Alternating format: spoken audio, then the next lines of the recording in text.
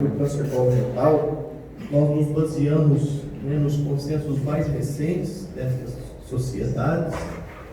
Tem um consenso da American Cancer Society que foi publicado na PW de 2018, que mudou um pouco a questão da idade, mas a gente vai explicar isso muito bem. Então, por que a importância do câncer coloretal, Nos Estados Unidos é o terceiro em incidência, é o segundo em mortalidade, só perde para o câncer de pulmão. E a gente sabe que o cigarro hoje em dia a tendência é diminuir o número de trabalho nesses números. Então, existe uma possibilidade grande, em breve, o câncer coloretal ser o que mais, primeiro em mortalidade no mundo. No Brasil, aqui dados de 2018 do INCA, ele é o segundo mais comum em mulheres, terceiro mais comum em homens, mais de 36 mil, atualizando para esse ano. Para esse ano, a previsão do INCA, de soltar a previsão de câncer para 2020, é mais de 40 mil casos de câncer coloretal. Nós sabemos que as regiões sul e sudeste é onde você tem uma prevalência maior, uma incidência maior dessa doença, talvez pelos hábitos alimentares. Então, ao contrário do que muitas doenças no Brasil, onde as áreas, vamos dizer assim, menos desenvolvidas, com menor poder aquisitivo, as doenças aumentam, o câncer coloretal é o contrário. As regiões mais ricas do país é onde você tem o maior número de doenças. Nós vamos explicar isso aí, provavelmente pelos hábitos de vida. A neoplasia coloretal é uma neoplasia apropriada para programas de rastreamento, porque ela tem uma fase pré-neoplásica. Ela segue uma sequência.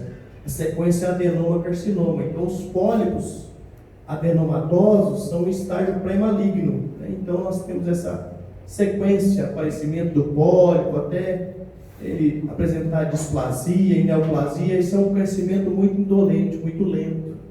E quando a gente descobre uma neoplasia limitada à parede colônica, a sobrevida é de 90% em 5 anos. Então, por isso a importância dos exames preventivos nessa patologia.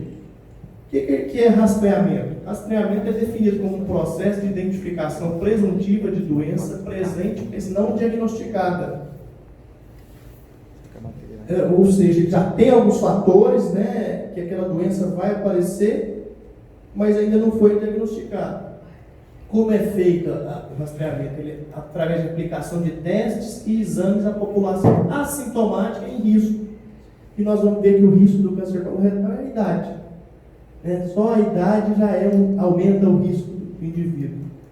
O objetivo do rastreamento é a detecção de lesões pré-malignas ou a neoplasia em estágio inicial. Os métodos de rastreamento que nós temos, então, é o teste imunoquímico fecal, pesquisa de sangue oculto nas fezes, teste de DNA fecal, retoscopia, colonoscopia e colografia por tomografia, ou colonoscopia virtual. Então vejam que a cápsula de colo, apesar de estar tendo cada vez mais estudos com ela, produz imagens de boa qualidade, ainda não entrou entre os métodos aceitos para rastreamento. Okay? E isso pode cair numa prova aí, Qual é o método que não é indicado ainda? É a cápsula de colo. A coluna virtual já entrou. A pesquisa de sangue oculto nas fezes pelo método de Guaiac, que é o preferido, ela tem as vantagens de ser de fácil aplicação, baixo custo e correlação custo-eficácia. Nós vamos ver que, ao contrário do que muita gente pensa, se a gente fizer a pesquisa de sangue oculto com uma certa periodicidade, você pode diminuir a incidência de câncer coloretal na população. As desvantagens é a baixa sensibilidade, Muitos pacientes têm neoplasia que não sangram, especialmente em estágio inicial, e o alto número de falsos positivos pela interação com uma série de alimentos. Então, aqui nessa meta-análise de 1998, é um pouco antiga, mas tem um N muito grande, serve para nos nortear até hoje. Feito por mais de 300 mil indivíduos, houve uma redução no risco de câncer coloretal de 16% e uma redução na mortalidade de 20%. Ou seja, se você fizer pesquisa de sangue oculta de 2 em 2 anos, se tiver 2/3 de adesão da população, você diminui 8,5 mortes por 10 mil indivíduos em 10 anos. Então, veja que é um método, pelo custo dele, pela maior facilidade de realização e maior aceitabilidade da população, ele tem uma vantagem. retossigmoidoscopia flexível, a vantagem dela é que não necessita de sedação. A desvantagem é que não diagnostica tumores coloretais proximais isolados, né? Só pega até o sigmoide, no máximo um pouquinho do descendente. Eu acho que muitos aqui já tiveram contato com o retossigmoidoscópio flexível. Até o rígido a gente chegou a fazer alguns casos durante a residência, né? São exames que você não precisa de jejum, não precisa de sedação. É mais desconfortável para o paciente, sem dúvida alguma, mas às vezes numa situação que você não tem uma coluna disponível, ele pode te ajudar bastante, né?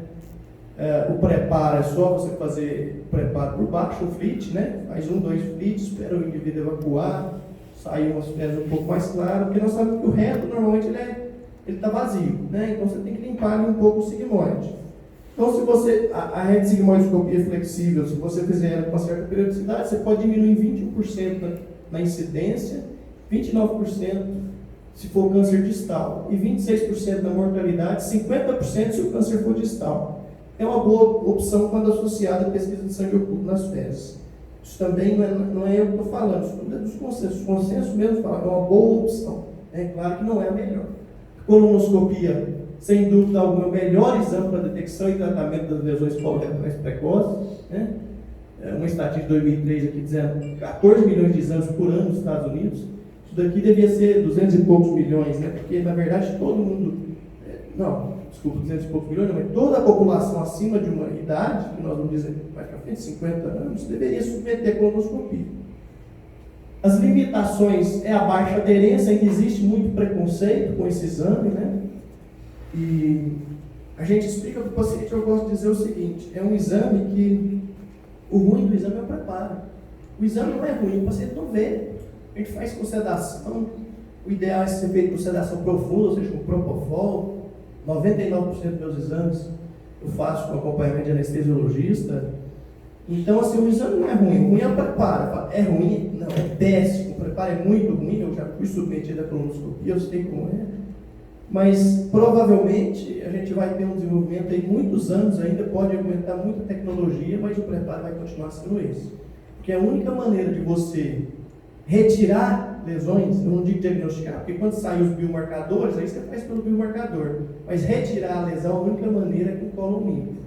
Então, a única maneira de você limpar um colo é promovendo uma diabetes. As limitações, então, também são para lesões menores que 10 milímetros. Nós sabemos que nós podemos ter até 12% de não detecção dessas lesões, né? As lesões planas também. E o custo, que é alto, e a disponibilidade também, que não é tão disseminado como outros exames. A colono virtual, ela tem resultados semelhantes à colonoscopia na detecção de neoplasias avançadas. Então, isso é questão de prova, né? Para a neoplasia avançada, é praticamente igual. Isso em 2012 já falava isso. As vantagens da coluna virtual é a visualização de todo o colo. Na colonoscopia, nós sabemos que não é em 100% dos pacientes que a gente consegue atingir o SET, né? A boa aceitação e o menor desconforto, apesar de que o preparo tem que ser o mesmo ou até melhor, né? Porque fecalitos podem ser confundidos com pólipos na coluna virtual, porque você vê o relevo, você não vê a mucosa nesse exame, né? As desvantagens é a impossibilidade de intervenção, de biópsia, né? A radiação, como todo o exame de tomografia, e o alto custo, que também é interrogado, porque hoje a maioria dos aparelhos de tomografia mais modernos você consegue fazer a coluna virtual. Então essas são algumas imagens de pacientes nossos, né? Então quem já viu, acredito que a maioria que já viu coluna virtual, as imagens são realmente muito boas, né? Você vê que divertículos são muito bem visualizados, ó, você vê todas as austrações colônicas, você monta esse colo em 3 dimensões, roda em todos os sentidos, e aí você faz os cortes, você faz realmente uma viagem pelo colo, né, através da tomografia. Então, para lesões elevadas, neoplasia avançada, e mesmo os pólipos, está havendo um aumento cada vez maior da sensibilidade da coluna virtual. O problema é que deu positivo, tem que ir para a coluna. Assim como todos os outros testes que a gente citou aqui, deu positivo, colonoscopia, para retirar a lesão. é um exame que eu tenho uma certa facilidade também de obter. Pacientes que eu não consigo chegar no SEC, é o primeiro exame que eu solicito. Os convênios hoje cobrem sem problema nenhum, é uma tomografia, né? Então, quanto aos grupos de risco, o risco médio são os indivíduos acima de 40 anos, sem antecedente de câncer coloretal, ou seja, todo mundo ao atingir os 40 anos é risco médio.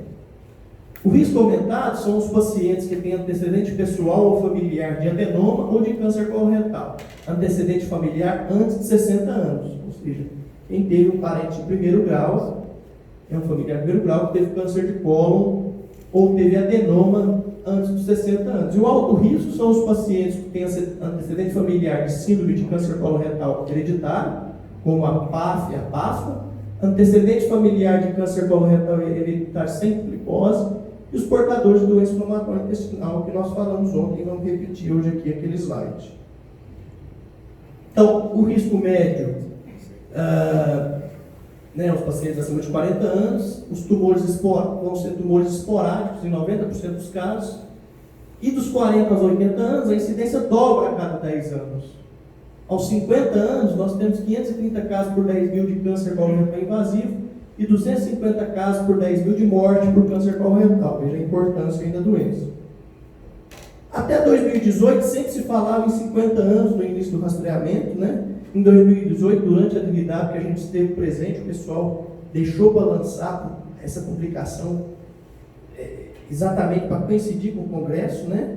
E aí, o que foi dito foi o seguinte, a recomendação para começar o screening aos 45 anos é uma recomendação qualificada.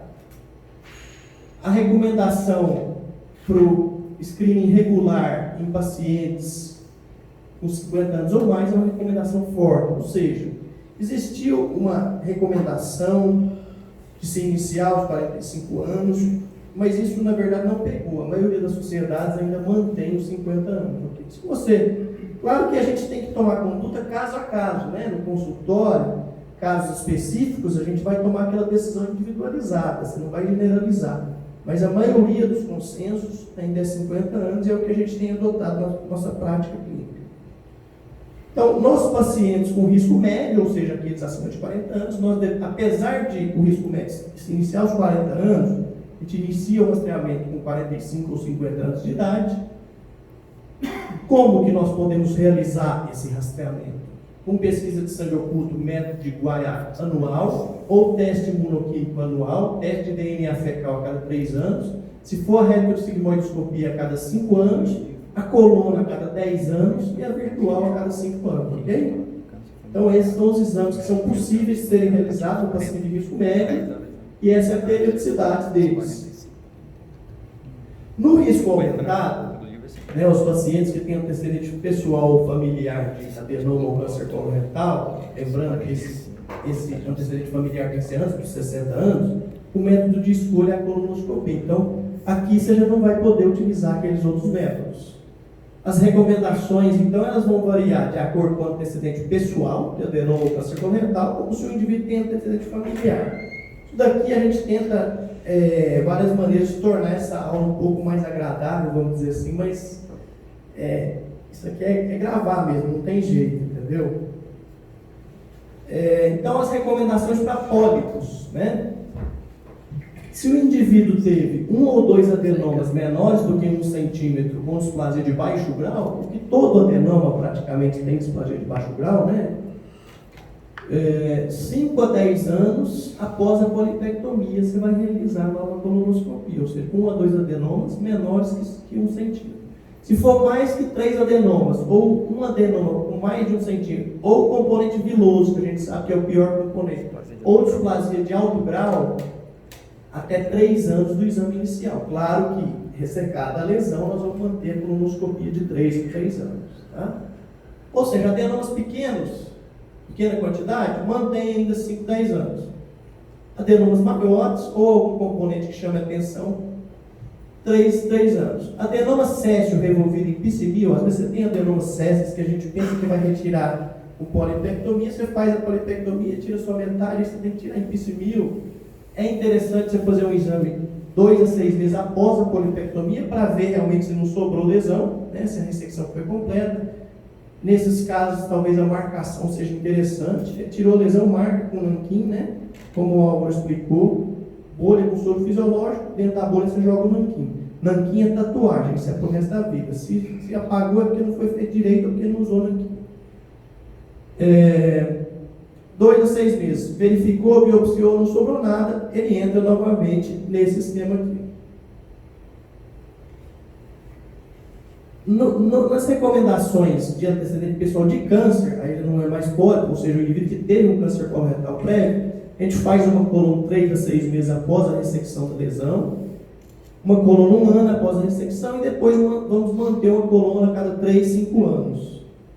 No câncer de reto baixo prévio, nós sabemos que o comportamento desse câncer é pior, né? Então, o exame retal a cada 3 a 6 meses, por 2 a 3 anos, devido a essa alta taxa de recorrência.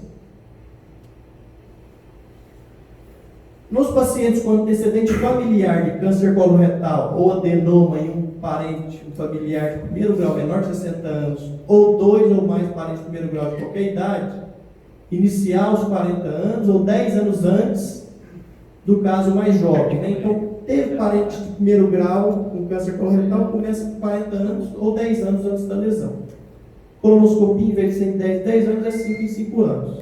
Se você tem antecedente familiar de câncer coloretal em parente de primeiro grau maior de 60 anos ou em parente de segundo grau, aí você começa aos 40 anos, só que o intervalo é o mesmo para o risco médio, ou seja, 10 em 10 anos. Ok? E nos pacientes de alto risco, né? Câncer coloretal hereditário, PAFRA, câncer coloretal hereditário sem polipose não inflamatório, nós vamos ter as recomendações específicas.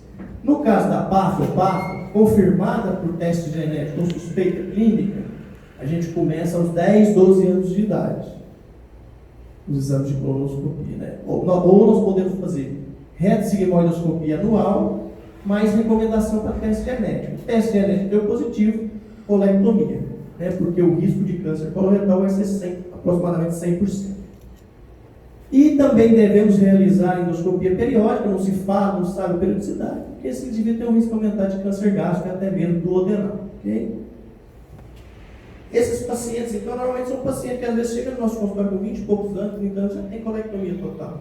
Já descobriu o teste genético positivo, tinha pai, ou teve PAF, e já faz uma colectomia precoce, porque o teste genético positivo ele é muito específico. Você tendo o diagnóstico genético ou clínico de história de neoplasia familiar não polipóide ou indivíduos em riscos, né, para isso, você vai iniciar aos 20, 25 anos ou 10 anos antes do caso mais jovem da família. Fazer colonoscopia aí com intervalo bem curto, né, 1 a 2 anos, é a recomendação para o teste genético. Porque hoje essas doenças têm o teste genético que auxilia bastante, né, que prediz muito, tem um valor preditivo positivo muito alto para que o indivíduo vai ter essa doença. E na doença inflamatória é aquilo que nós dissemos ontem, né? Pancolite, 7 anos de doença, colite esquerda após 15 anos de doença, coluna a cada 2 anos. Se tiver CEP junto, coluna anual, no mínimo 32 fragmentos, achou displasia, colectomia total. Nós temos algumas coisas que podem ser, que ainda, claro, faltam estudos grandes, né? Com nível de evidência A, nível de recomendação A, nível de evidência 1, que são o quê? Está sendo desenvolvido esse colonoscópio, né? É um grupo italiano, é um colonoscópio bem flexível, que você comanda por joystick, descartável, e que está tendo vários estudos e relatos desse grupo italiano. Os indivíduos toleram muito bem a colonoscopia, inclusive sem sedação, porque o índice de formação de alça é menor, você está acompanhando onde está o colonoscópio, né? Então você vai piando no ângulo, você vira para a esquerda, no outro ângulo você vira de novo para a esquerda, vira para a direita. A tolerabilidade desse exame é muito melhor, isso pode ajudar no futuro aí, é claro que no futuro não muito próximo, né? Por causa do custo. A inteligência artificial, sem dúvida, é uma coisa que está chegando já muito próximo da realidade, já tem aparelhos, né?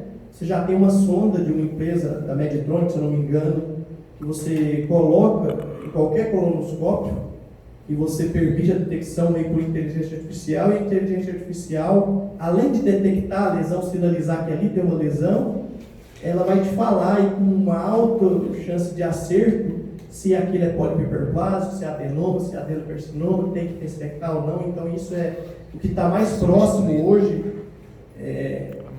Todas as empresas de endoscopia estão estudando bastante isso. E uma coisa que é mais assim, a nossa realidade, que é factível da gente colocar, né, no nosso serviço, e a gente tem utilizado, fizemos já aí uns 15 anos, usamos esse dispositivo especificamente, que é o EndoCuff, que já tem aqui no Brasil, liberado pela Anvisa, né? Tem empresa vendendo, e que mostrou que esses dispositivos, o que mais, dentre esses dispositivos aqui, deixa eu ver se tem circular, que o que mais aumentou a taxa de detecção de adenoma foi o EndoCuff e o EndoRing. Ou seja, comparando com Full Spectrum e High Definition, né, colonoscopy, o EndoCuff e o EndoRing foi os que mais puderam expor a glucose e aumentar a taxa de detecção de adenoma. Então, nós temos aqui o EndoCuff, né, no nosso país, e fizemos alguns exames, começamos em novembro do ano passado a realizar. Você vê que fica um halo, mas não atrapalha muito a visão. Durante a ida, aquelas garrinhas de borracha flexível, ela vai dobrada para trás, não te atrapalha, e na volta ela vai afastando as austrações, as pregas, né? E facilita realmente. Eu, com esses poucos casos aí, uns 15 casos, achei que facilita a visualização, e durante o procedimento ele estabiliza o colonoscópio, o colono não fica caindo, entendeu? Então a gente fez uma polipectomia com crista de biópsia, né, uma lesão milimétrica muito pequena. Realmente achei que ajudou, inclusive pedi mais, comprei mais. É um custo ainda razoável, né? É muito difícil colocar isso na conta do paciente, porque o convênio cobre a coluna, não vai cobrir o dispositivo. Na verdade, você tem que arranjar outras maneiras de financiar. Isso é em torno de R$120 cada um, e é descartável, né? Cada queda desse é em torno de R$120. Se você comprar mais, pode chegar até R$90, se não me engano, dependendo da quantidade que você comprar. Então eu achei que estabiliza o aparelho, ajuda, e gostei bastante. O Dr. Álvaro também teve uma experiência e achou bem interessante. O Dr. Luiz Henrique também fez alguns casos. Eu acho que isso daqui não é besteira, não. Isso vem para ficar, e perto das outras tecnologias é um custo bem mais acessível, né? Então você vê que ele vai segurando, afastando as austrações, né? E aí você consegue ver melhor aqueles pontos que estão atrás da prega, não perder tanta lesão. Isso não tem índice maior de lesão, já tem vários trabalhos, várias publicações mostrando aumento de taxa de detecção de adenoma, diminuição do tempo do exame, muita publicação aí já de uns 5 anos para cá ou mais, né? Então eu acho que é um dispositivo que também veio para ficar. Você vê que é uma mãozinha afastando as pregas, né?